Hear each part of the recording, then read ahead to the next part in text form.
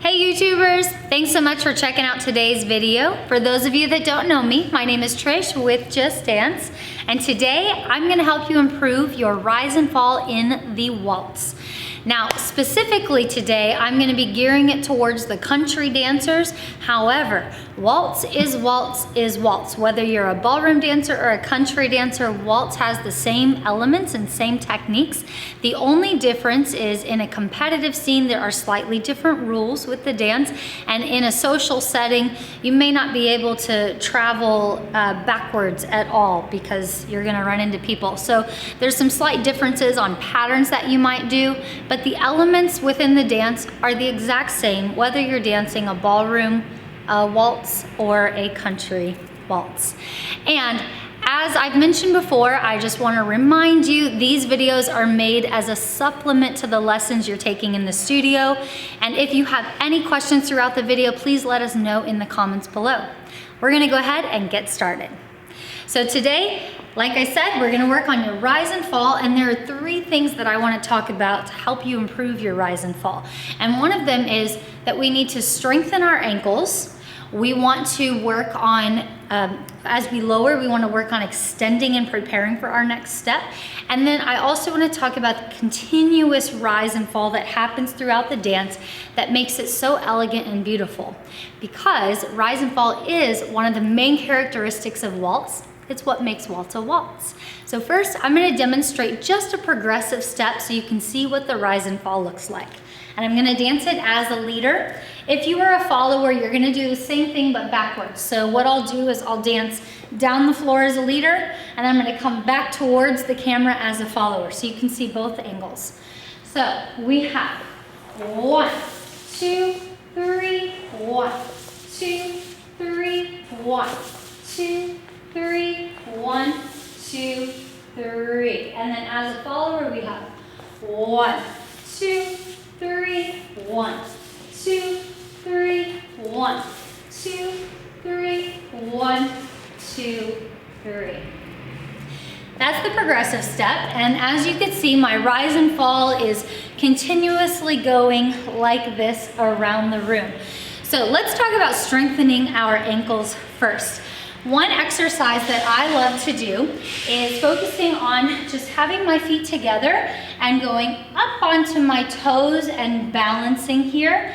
And to work on my lowering, I'm gonna lower the heels with control. And then once my heels touch, my knees are gonna start to bend. I'm gonna straighten the knees, rise up onto the toes, lower the heels with control, and then start to bend. I would recommend doing this about 10 times. And if you want to be an overachiever, you can do as many as you want, but 10 times would be really good. It's also a great way to get your legs moving, your core engaged, and get your ankles nice and strengthened. Now, if you really want to work on strengthening your ankles, the next step to that exercise, and I'm not very great at it right now because my center of gravity is a little thrown off with my pregnancy, but I recommend also doing it with one foot. So going up onto one toe, lowering with control, and then bending. So you're just strengthening, oops, see, falling forward. So you're strengthening one ankle at a time, and that is going to present a much greater challenge. First, start with both feet on the floor, and then challenge yourself to do the one foot at a time. That's my tip for strengthening your ankles. Now let's talk about how we lower first.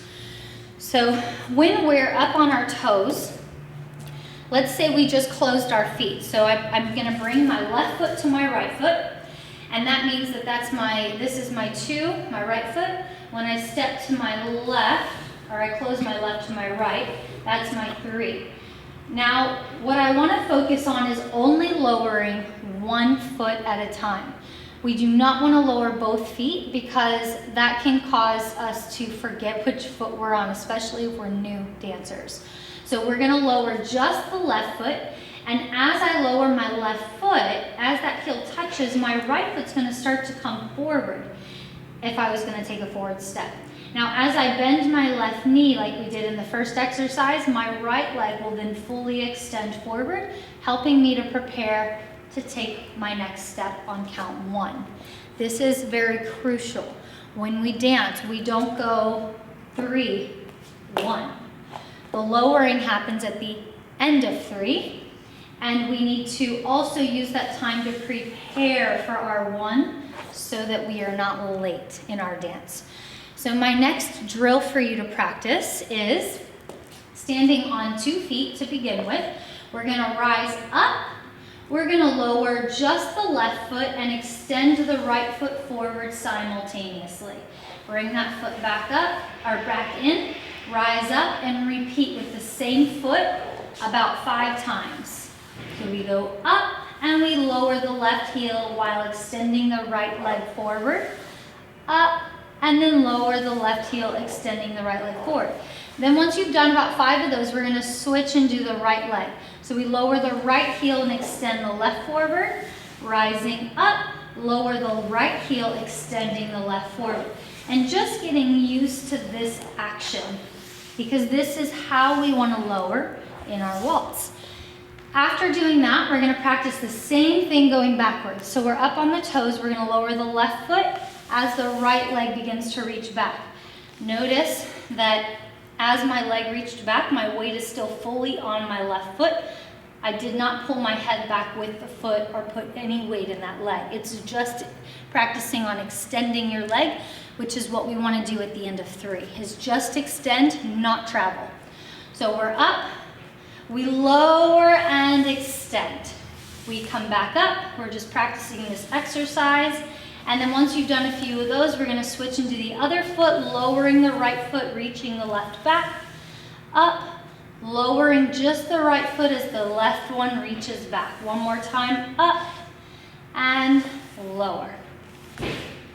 Now, let's talk about how that works in our movement. So we're going to take that same progressive step. I'm going to go forward to start. We're going to go lower and extend.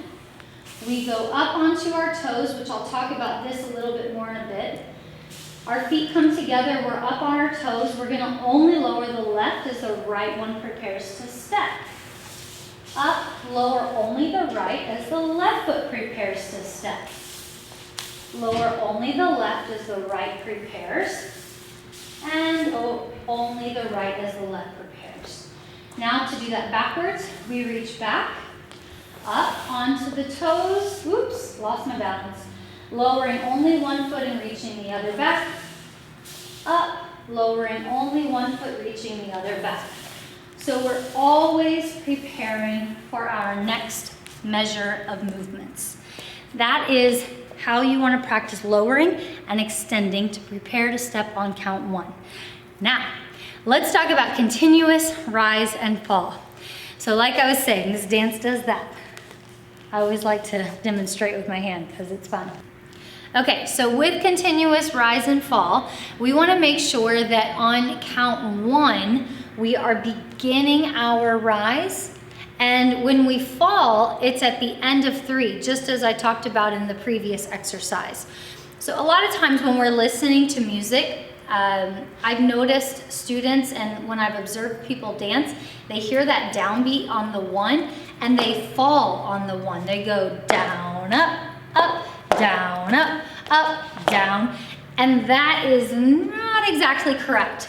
We want to actually already have lowered on count 3 at the end of 3. So on 1, we're going to be kind of like an airplane taking off. So as your foot goes out in front of you, you're gonna start to pick the toes up from the floor, so you're doing a heel lead, and then we're going to step onto the foot and then begin to go into our rise at that time. So we don't actually want to be accenting the down on 1. We want to go straight and then start to lift up at the end of the step. Once your weight gets to the front of your foot, you can start to lift up. And that's caused by the momentum of your legs bringing you forward. If you watch my knees come forward, my heels will release from the ground. So this is the action that initiates our rise. It's not really upward rise like this, but it's more of just lifting of the heels as the legs are dancing forward that initiates the rise. So the way that looks in our progressive step, we have are lowering at the end of 3, and we're extending to take our step. Then at the end of 1, we begin to go up onto the ball of the foot.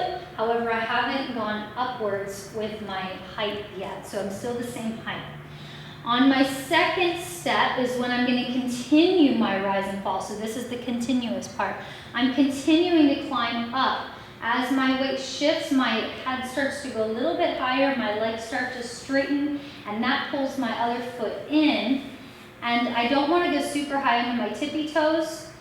I don't want to be way up here, fully extended. I'm going to be a little bit closer to the ground.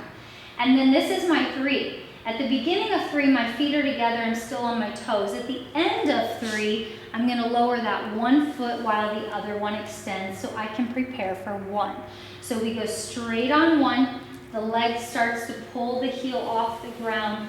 We take our side step and continue our rise. It's nice and gradual and controlled, and then we lower. 1, up, 2, up, 3, lower and extend. 1, up, 2, up, 3, lower and extend. Now, what does that mean for the person going backwards?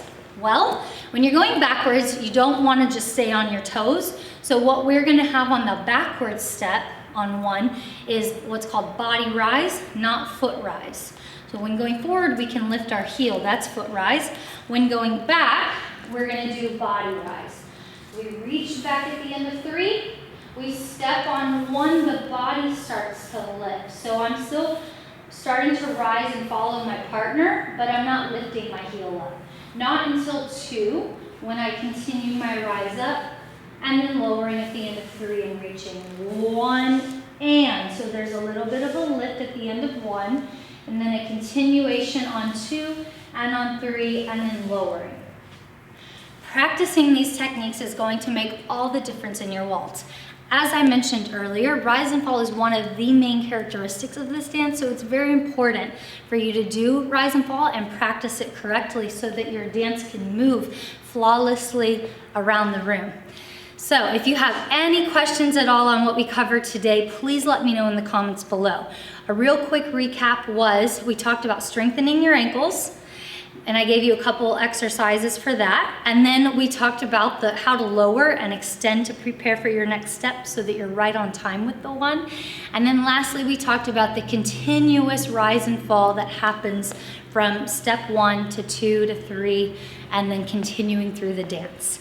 So thanks again so much for watching, and hit that subscribe button if you haven't already so you can get notified with all of the awesome videos we post. We'll see you soon.